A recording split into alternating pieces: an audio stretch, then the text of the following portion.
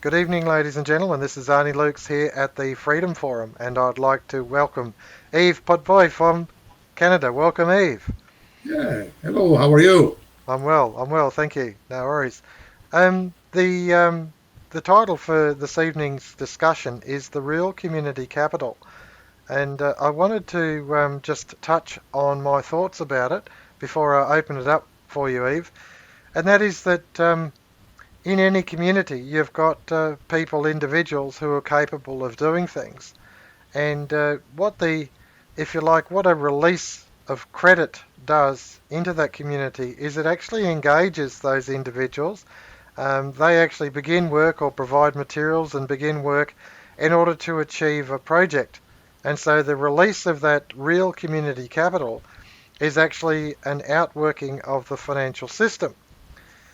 But if the financial system releasing new credits into the community to achieve that real community capital, that real expression of what the community is capable of doing, if that's in the form of a debt, then of course the community itself is no better off, even though they're the ones who might be providing the materials, the labour, the technology, the know-how.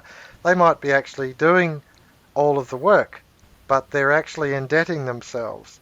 And it reminds me of the story of the economic hitman John Perkins.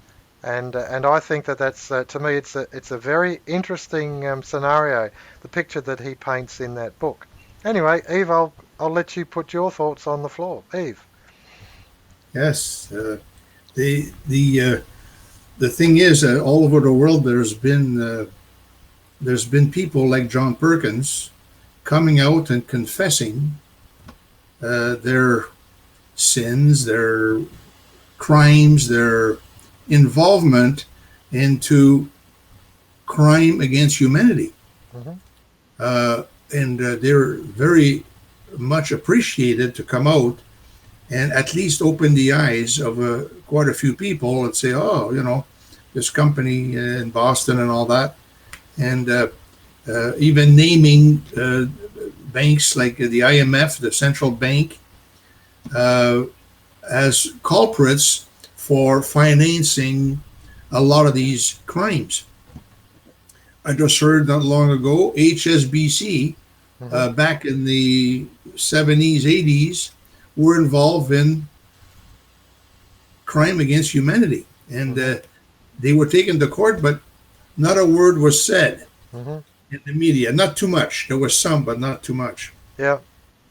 I know I can find some sites on Google or whatever, HSBC in crime against humanity and all that, and they show some examples.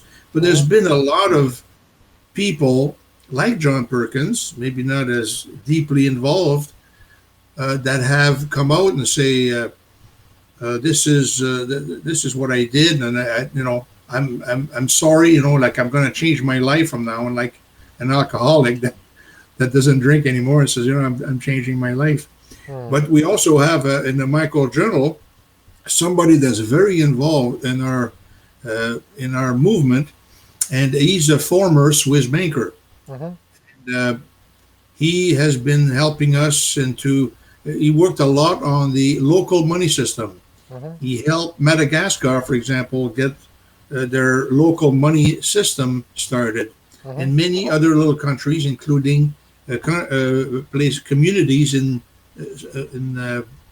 in Switzerland. Yeah. So he's very, very involved. A very good Catholic. Their money is almost like a Catholic coin.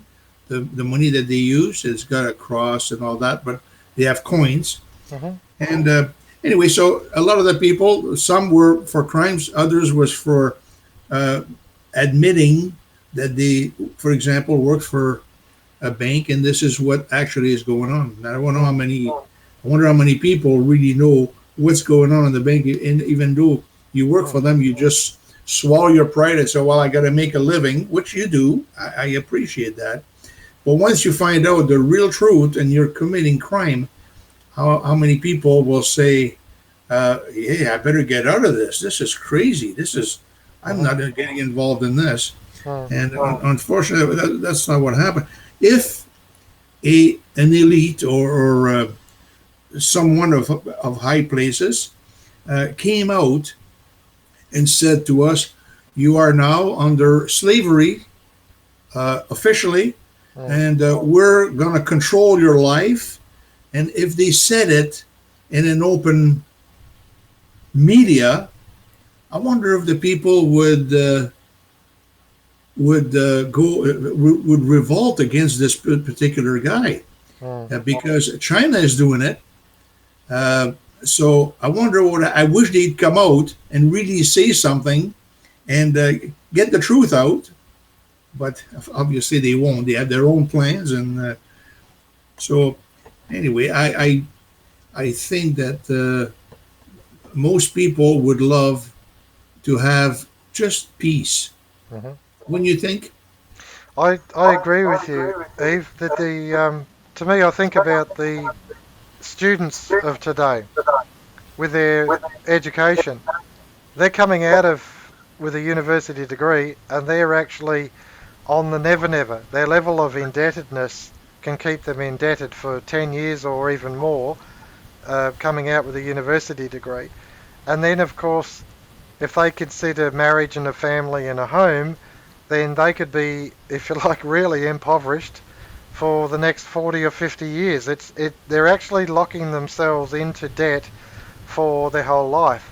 Now, when I made reference to John Perkins, of course, was doing this, if you like, causing governments to impose indebtedness on whole nations, and they were essentially selling them a bag of lollies, knowing full well that the governments would never be able to redeem themselves.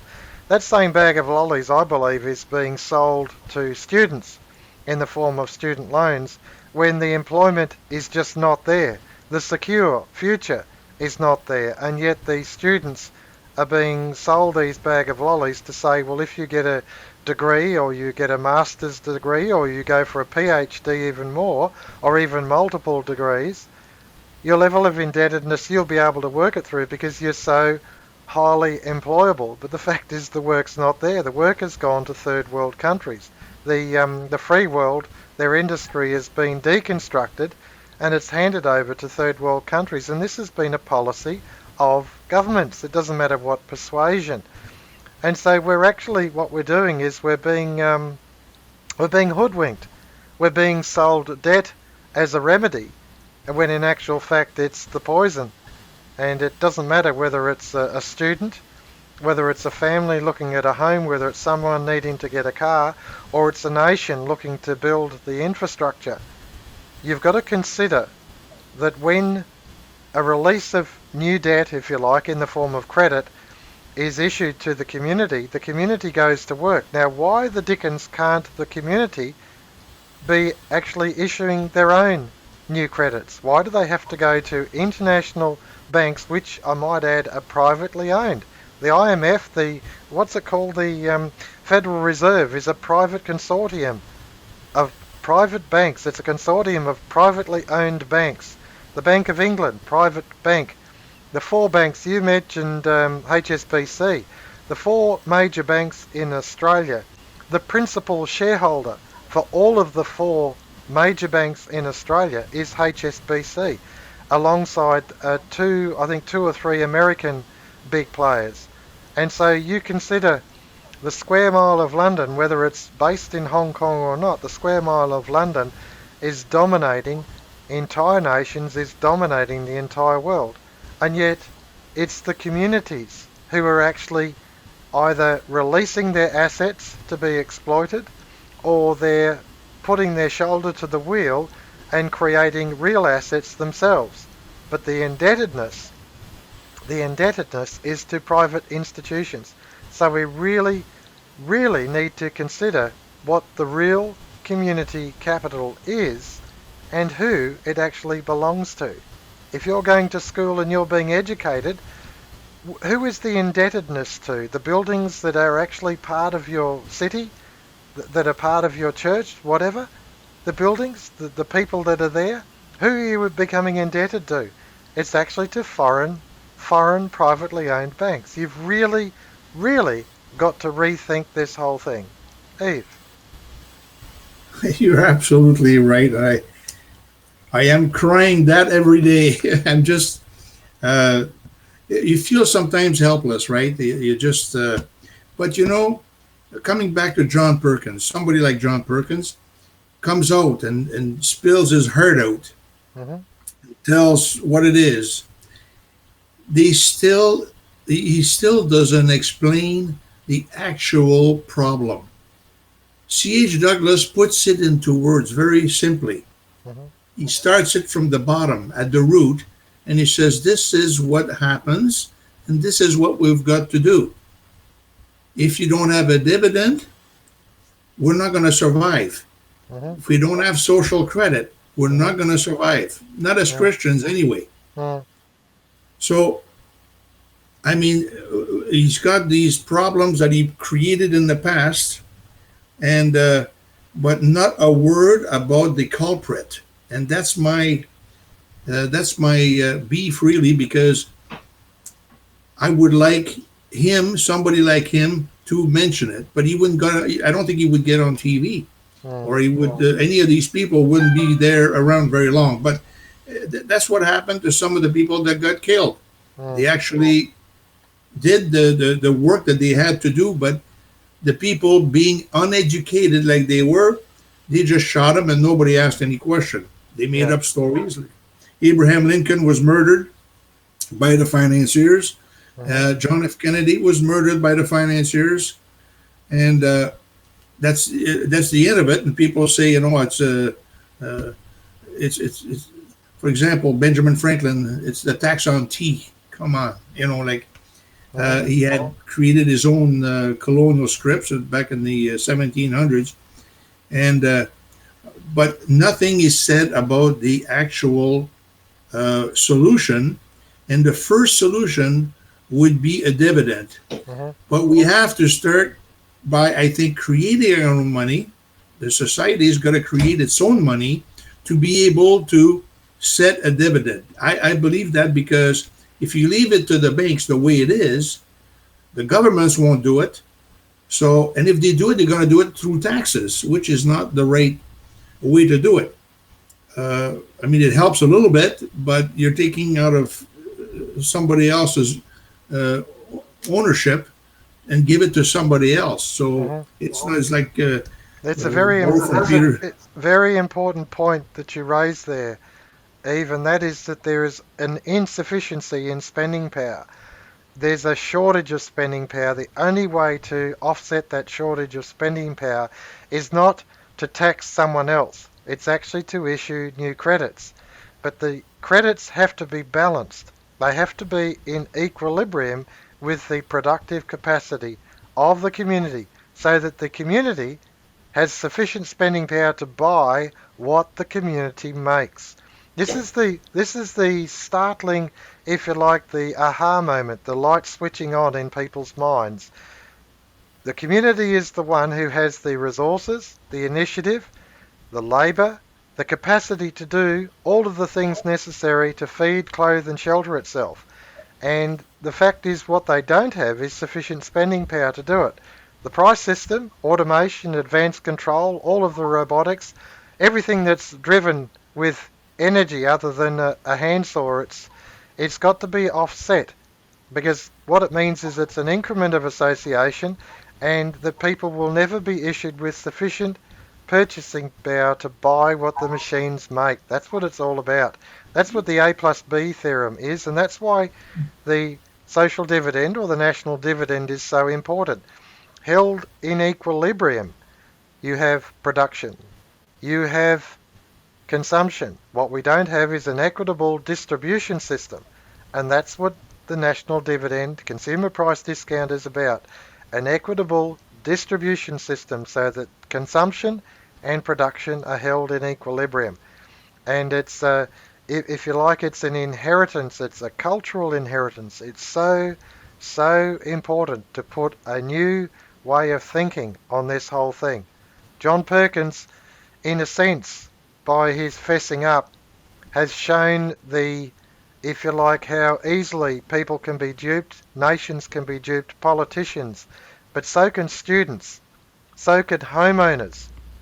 So can anyone who wants to actually, um, if you like, risk their future by signing a mortgage, whatever. They are risking it because it's an issue of new credit in the form of a debt, and it means that you're actually paying back on the never never something that is already built. If it's a home, it's already built. You're not shifting into a half-built home, it's finished. If you're shifting into a car, it's already built. If you're buying a new TV, it's already built. And yet you're paying back future income against it.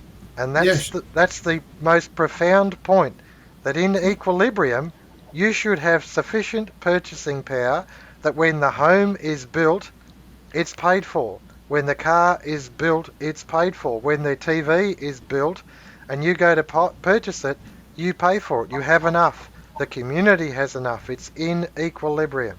Eve. it's very well said. It's amazing. I keep thinking of the Benjamin Franklin because it's a story that was well known. He was he didn't have any silver and gold, so he decided to issue his own colonial scripts. Put them out there. The people were working. They were doing business. The economy was great. The financing. They didn't have to worry about it. They needed more money. He'd issue more colonial script until he went back to England and reported to the government. And the banks heard about that. Oh no, I guess you're not allowed to be prosperous. Mm, What you have to use is the silver and gold that we give you. Here it mhm, is. And they gave him a little bit of, didn't give him enough. They just gave him a little bit to take back to the United States, the colonies in that at that time. But he, from then on, it was poverty, unemployment within a year. It was everything was turned completely upside down. mhm, So there we have the proof. mm, Before the colonial script, and everybody was happy. They had enough money to make the transactions they needed to do, and they would build things, I guess, and the bridges, everything was taken care of. But then you put a banker in there, you put the mhm, banking system in there, mhm, somebody that wants to take over the world, somebody that wants to do it for himself. Then you get the upside down part, which is the poverty and back to slavery and back. I just can't wait to get a proper dividend and we get social credit established in a mhm, country. mhm. Then we can start to really see what the potential of what people can do. Yeah, that's right. Given an opportunity, a secure future. To me, what this does is it opens time up for the individual to have leisure. And in that form of leisure, it's the most creative chance they'll ever have in their life to do things, the most creative opportunity. And it's from the, if you like, the initiative, the individual initiative, that you can see a flowering not only of the individual, but in community and in the end, civilizational flowering. That's what it's all about. It's about having sufficient time instead of just being on the treadmill of debt. And it really is a completely different narrative. What is physically possible must be made financially possible. And that to me is the if you like the slogan for what we're saying. The real community capital, what is physically possible by the community must be made financially possible so that the community can buy what it makes. Eve. We need a revolution, a quiet revolution, not a bloody revolution, but a revolution against this terrible system uh, that we have. We're under the banking system, and until we change it, slavery will be a mock. Uh, it's a it's a written contract by the bankers, and if we did get rid of, if the banks started all over again, eliminated all the debts and everything else, we're going to start afresh. But if you leave it in their hands, we'll be back to this system within not very long. That's right. So I can't I can't wait to see what we can achieve when the people are more educated. Mm, My grandkids, I guess you have maybe the same thing. They go to university, college, and I mean, he's working in a factory and he went into economics. Uh, so why it's just I'm just paying my loan right now. I'm just and then my granddaughter she got another kind of trade in beauty and stuff like that. She's working for a pharmacy selling cosmetics. So I mean, and how many people? I'm just looking at one little, just my family, and we're in debt, and we don't see the end of it. yeah. They see the end of it. Maybe they say, oh, maybe 5, 10 years, I'll pay my loan. What are you going to Hmm. do in the meantime? That's right. He doesn't want to stay at home. He wants to get his own apartment, have a new Hmm. life for Hmm. himself. Yeah. But that's stay at home. She's charging you $200 a month. That's you know how much you're spending, Hmm. and yeah, you're not as free as you would like to be. But you know what? She loves you, and I would take advantage of that while I'm there. Mm. But again, the dividend is something that has to be looked at uh, to help the people. And again, in our dividend on the leaflets, we have the last few pages. How would the social dividend benefit society? Hmm. Well, we know how it would benefit the society. It would help the communities. How would the poor benefit from having a social dividend? Mm. Well, they wouldn't be as poor anymore, Hmm. and they would buy things. Would they reject that? Would they say to the government, "Hey, I don't need your no"? Mm. What impact will the dividend have on individual, and so on and so on and so forth? It's only a matter of logics. Mm. I think that with our God-given talents, people would open up a new kind of world. I wanted to be a carpenter all my life, so this is what I wanted to do. But if it doesn't pay, you're not going to stay in that trade. I wanted to be a farmer. Hmm. So you're not going to be in the farming because my dad's been in debt all his life. I'm not going to stay in that kind of life. So I'm going to sell the farm, make a million or something like that, and go to the city and get a get a big condo and live the life away. Mm. That's because they don't have any choice. There's only that million, and they're not going to get involved in working at the moment. But a lot of them do lose their money after a while. That's right. It doesn't take long. Yeah. Yeah. Anyway, so that's I don't know if Yeah. you get my point, but Mm. it's I, something that people I don't do. have a chance to show what they can do because they're in that slavery mode, and there's Hmm. only so much. So I'm going to take advantage of that little bit that I got, Hmm. and I mean it builds a selfish world more than help. Hmm. Yeah. I think that's a very important observation, Eve, and that is the your brother's keeper, the selfish world you talked about. I'm of the view that I see the homeless and the destitute. The pictures of what's going on in not that far south of the border from where you are, and terrible, terrible levels of homelessness. And and the thing is that given an opportunity, why shouldn't they inherit something? Why shouldn't they have access not through green stamps, not through charity, but actual cultural inheritance? The machines are producing all that's necessary, all their clothing, all their food, if necessary, their shelter if they want to sort of put themselves into a single place, whatever. There's a sufficiency there. But the fact is that the impoverishment of cities, the shutting down of industry, is always financial considerations instead of actually community considerations. Can we keep this factory going? I know we've got in Victoria, we've got a Shepparton process cannery. It's on the Riverland. It's where a lot of fruit is grown, and the factory itself is actually an outworking of the abundance that is around. But the fact is that because of if you like banking players have made the price of water so expensive, it's prohibitive that they can no longer irrigate their paddocks, their orchards and things like that. And of course, the whole community is winding down as a consequence of that exploitation. And that's our politicians, and that's the exploitation of a natural resource like water. And they have no right to confiscate that and then hand it to private industry, but they have. They've done that. And it is so, so wrong because that asset belongs to the community. It's not privately owned for some individual or small group of oligarchs to control. It belongs to the community, and then the community should be able to exploit it for the benefit of the community. And that means everyone. Everyone gets their share that comes out the factory.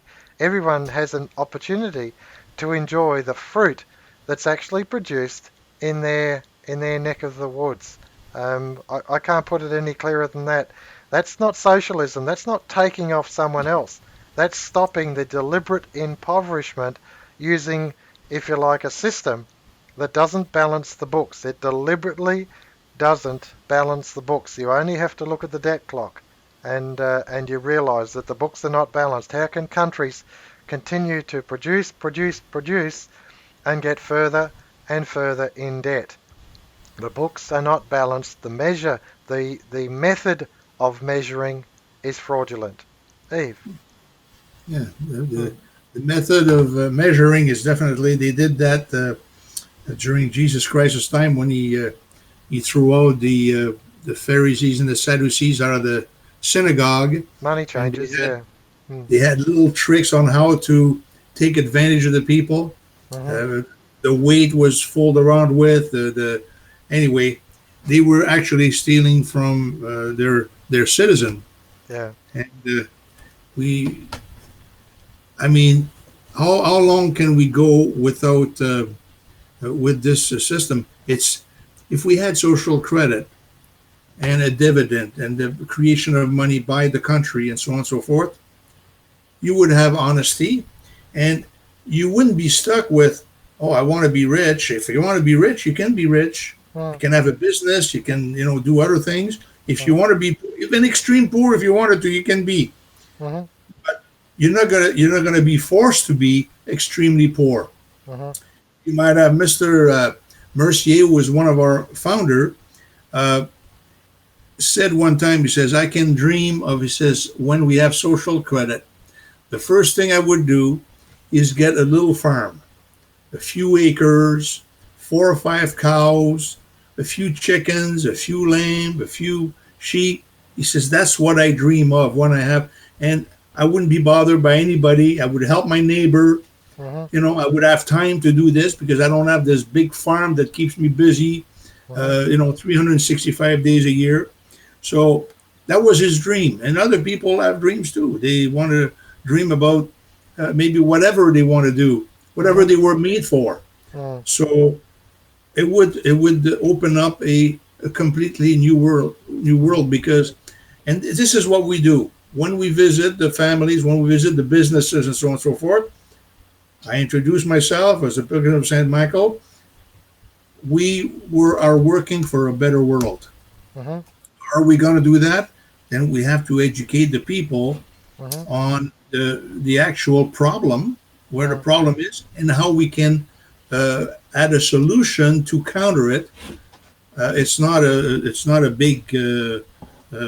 I mean, people kind of know a little bit. They just don't can pinpoint what is the real trouble here. Where's exactly where it is, mm, and this is what John Perkins doesn't mention.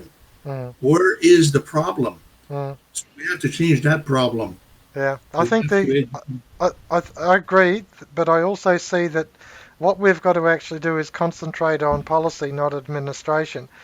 The policy being sufficient spending power that the community, the individuals in community, can actually purchase what they produce. And therefore, at the end of any production cycle, there is no debt because the purchasing power is in the hands of the community and they can buy what is being made. So this escalating debt, it would be a thing of the past. That to me is the key to it. What is physically possible must be made financially possible. That is the policy. The method, the method Okay, it's a dividend. Okay, there's people who've pre-thought it through, but the method is up to the scientists, the mathematicians, the engineers, and the bureaucrats. And if they can't work it out, then sack the lot of them and get another lot in until they can work it out. Because if it's physically possible, it needs to be made financially possible. Yeah. Eve's just closing comments. We're already up to the 30-minute mark. I didn't believe it. Yeah. Uh, yeah, fine. It's that's the. I mean, we keep repeating it, but I mentioned it to my wife a few times, and I say, yeah, John Perkins good. He comes out and tells the truth. That part of the banker. So we have to educate the population about. There's two little problems, or there's one problem. There's one solution. Mm, Problem being the financial system, being the way it is, and the other is the solution. It's the creation of money by the country, by the community, and issuing a dividend. And this will give us our freedom that God gave us, hmm the inheritance of our past. I mean, mm, it's been there forever. So I would like to encourage people to learn about social credit. Go into a different website about social credit, but it has to be C.H. Douglas, not anybody else's social credit. Uh, and I pray to God that that's what is going to happen in the next while, because we need it badly. mm. No worries. Thank you for that, Eves. And I just to clarify, Douglas Social Credit. Clifford Hugh Douglas was the Scots engineer who identified the anomaly in the financial system operating through all industry where there was insufficiency of purchasing power for the people working in any industry, and he analysed over 100 industries. There was insufficient purchasing power being issued for the community to actually buy what it was making.